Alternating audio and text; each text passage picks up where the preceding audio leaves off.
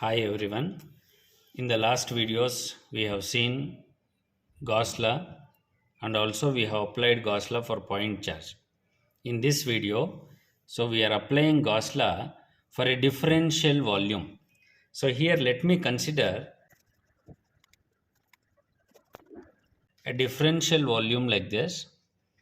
So this is a differential volume I have constructed, and so I am finding out, so what is the electric flux at point P, and let this be D naught. So the electric flux at point P be D naught. So this differential volume I have constructed taking a small differential length along x-axis, that is delta x, delta y along y-axis, and delta z along z-axis. So with this figure, now I will apply Gauss law to find out what is the total charge present inside this differential volume. And we know that whenever we need to apply Gauss law, it should be a closed surface, and hence I have constructed a closed surface around the charges. So now if you look into this diagram, there are totally 6 faces. This is front face. Similarly, you have back face, right face, left, top and bottom surface. So all the 6 surfaces together, so I construct this is a differential volume. So now I will apply Gauss law to find out what is the total flux or what is the total charge so present in this differential volume. So with this, as in the shown in the figure, the point B being the center of the volume. Now the electric flux, in general we represent it as electric flux density as D, which is equals to dx into ax plus dy into ay plus dz into az. Now let this differential elements along x, y and z be delta x, delta y and delta z as shown in the figure. So now at the center, that is at point P, so vector D is equals to D naught. So which can be represented as with its coefficients dx naught along x-axis, dy naught along y-axis and dz naught along z-axis. Now my intention is to apply Gauss law, and we know that from the statement of Gauss law, the total flux crossing the surface is equals to the charge enclosed in the surface. So which is equals to, mathematically we also derived in the previous video, surface integral of d dot ds. So if you want to know how this equation has arrived, please watch my previous videos. So Gauss law, psi is equals to q surface integral of d dot ds. So in this diagram, as we seen, if I want to apply the closed loop surface integral, so I have to construct all the 6 surfaces here, that is front, back, left, right, top and bottom. So if you apply all the surfaces integrals and add together, then that is nothing but the closed surface for a volume. Therefore, so here what I construct is, so surface integral of d dot ds. So now surface integral means there are totally 6 surfaces. Therefore, I will construct surface integral of front into d dot ds. That is what I have taken it as a common. Surface integral of front into d dot ds plus we have a back surface into d dot ds plus left surface into d dot ds. Totally all the 6 surfaces, if I add together, I will get the total surface integral d dot ds, so which is nothing but Gauss law. So therefore, so now I will simplify this expression applying this only for the front surface. So what is d dot ds, I will find out and integrate throughout the limits. So I will get some value, that is charge present in the front surface or the flux moving crossing the front surface. Similarly, I will repeat this for back surface, left surface, right surface and all the 6 surfaces together. I will get what is the total flux leaving the surface or entering into the surface, the total flux crossing the surface or the total charge enclosed within the surface. So let us now apply what is d dot ds only for front surface. So for front surface, if you consider the front surface as shown in figure, so this is the front surface, this is the front surface. So what is this area? So it is delta y, along the y-axis delta y into delta z, and this surface is means normal direction. If I consider this is yz, therefore it is along the x-axis, it is yz plane, therefore direction is normal to it, that is along x-axis. Therefore I will write this differential surface along x-axis is equals to delta y into delta z into the normal direction, that is ax. So we understood what is we simplified what is differential surface. Now we will substitute what is d and take a dot product of them, integrate for the front surface, so that I get what is the flux crossing the front surface. So the electric flux density for front surface, I'll just write it as d front. Just it is a notation where electric flux density of front surface can be written as d front. Since among the 6 surfaces I have taken only the front surface, d dot ds equals to d is nothing but d front for the front surface, and ds in the previous equation we have seen it is delta y into delta z, and normal to it is ax. So now what is d front? It is the electric flux density for the front surface. So any vector can be represented as its magnitude into unit vector. So since the flux density all are in same direction, so I'll consider it as ax. Therefore, so surface integral of d dot ds is equals to, so in place of d front, so I will write it as dx front into ax. So therefore dx front into ax, whereas ds, this ds can be written as delta y into delta z into ax, delta y delta z into ax. And we know that dot product of any unit vector with itself is unity. So therefore this term goes to 1, so you will remain with, so dx front into delta y into delta z.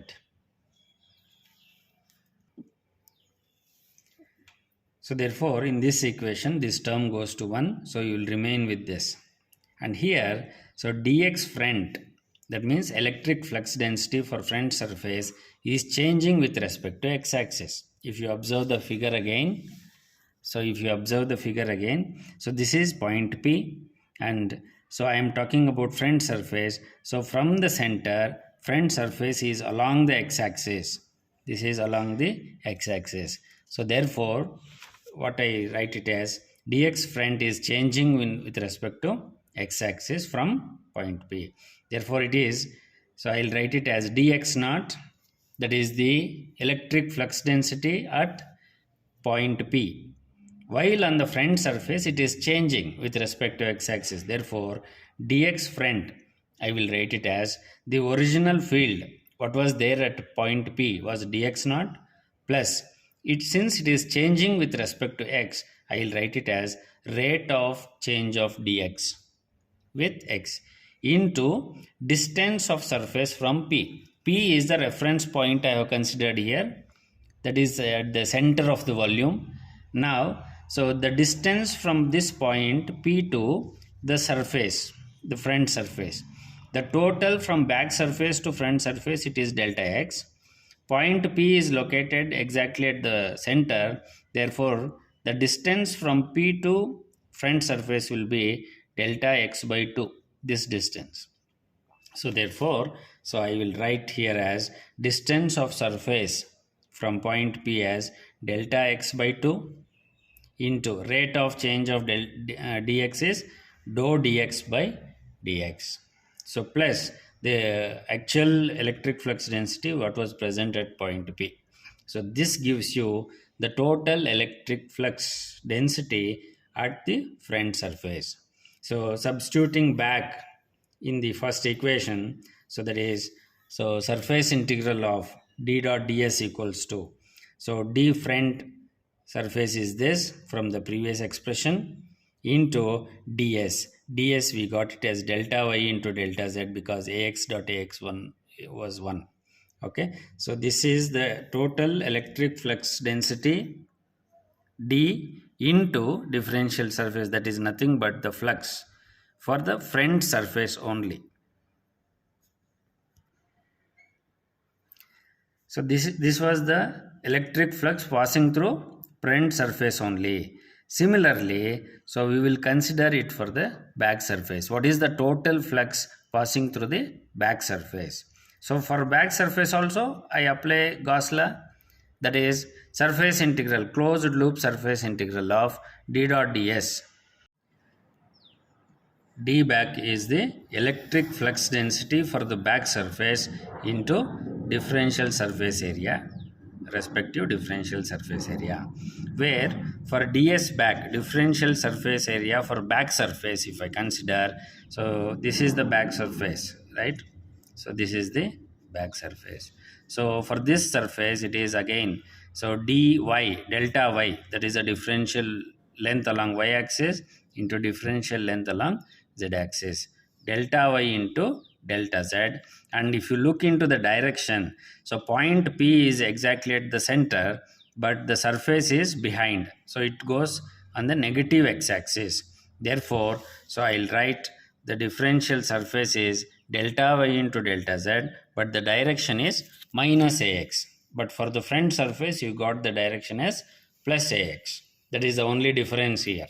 Therefore, so if I substitute that in the main equation, that is the total flux passing through back surface is d dot ds according to Gauss law. So d is differential means electric flux density for back surface, which I can denote it as dx comma back surface, whereas ds is delta y into delta z into minus ax. So here you get minus ax for this it is ax. Therefore, so ax into ax is 1 anyhow, so therefore you will get minus into dx back into delta y into delta z. So we have applied this for back surface. Previously we have applied for the front surface.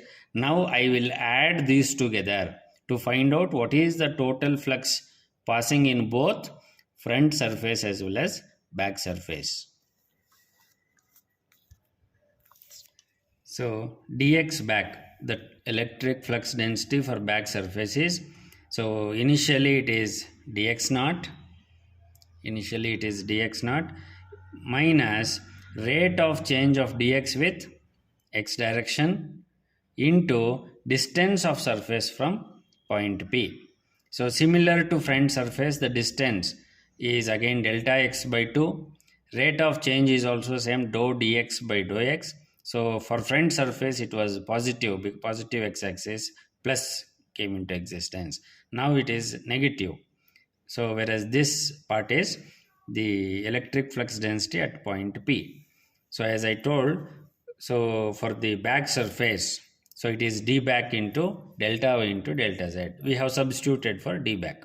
So that is, so dx naught minus dou dx by dou x into delta x by 2. So I'll write it as it is. So what was the formula? Surface integral of back d dot ds is equals to minus dx back into ds. Correct? So minus dx back, I have substituted this expression. So if I simplify this, so you get, so it is minus dx naught, minus into minus, it is plus dou dx by dou x into delta x by 2 into delta y into delta z. So as I said, so this is the electric flux passing through the back surface. Similarly, we got in equation 5, what is the electric flux passing for the front surface. If you add together, I'll get what is the total flux passing in these two surfaces. Therefore, if I add this, so we get surface integral of d dot ds for front, surface integral of d dot ds for back. So if you add these two, so you got the same expression, dou dx by dou x delta x by 2 into delta y by delta z. So but you got 2 times of this factor, therefore 2 times into, so 2 and 2 get cancelled, so you will remain with, so it is dou dx by dou x delta y delta z. This is only for front surface and back surfaces. You got what is d dot ds. Similarly, so if you apply what is left and right, so for left and right, so instead of x component, so you may get similarly like this. So if you apply for left and right, d dot ds equals to dou dy by dou y delta x delta y delta z. Similarly for top and bottom, dou dz by dz delta x delta y delta z. So in all these three equations, if you observe, because I am going to add these two surface and these totally 6 surfaces together, so that I get what is the total flux passing through the entire closed surface, that is throughout the volume.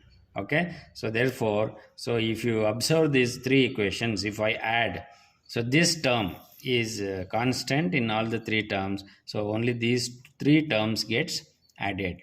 Therefore the above equation becomes like this. So total charge, that is nothing but the total flux passing throughout the surface, which is equals to, if I add all the 6 surfaces, so you got it as, so delta x by dou dx by dou x plus dou dy by dou y plus dou dz by dz into, this was common, I have taken from the above three equations. So this is your electric flux passing through entire surface, which is nothing but the total charge. Therefore I simplify, we know that delta x into delta y into delta z is nothing but the differential volume. Therefore I have substituted delta x into delta y into delta z as del v. So therefore the total charge enclosed within the surface is dou dx by dou x plus dou dy by dou y plus dou dz by dou z into the differential volume delta v. So this is applying Gauss law for any differential volume. So then, so the total charge will be, the total charge present will be this expression. Mathematically we represent total charge inside the volume, so we'll represent it as this way. Thank you. So if you are not subscribed for this video, so my channel, kindly subscribe, and please share with your friends. This will be very useful for learning engineering electromagnetic. Thank you.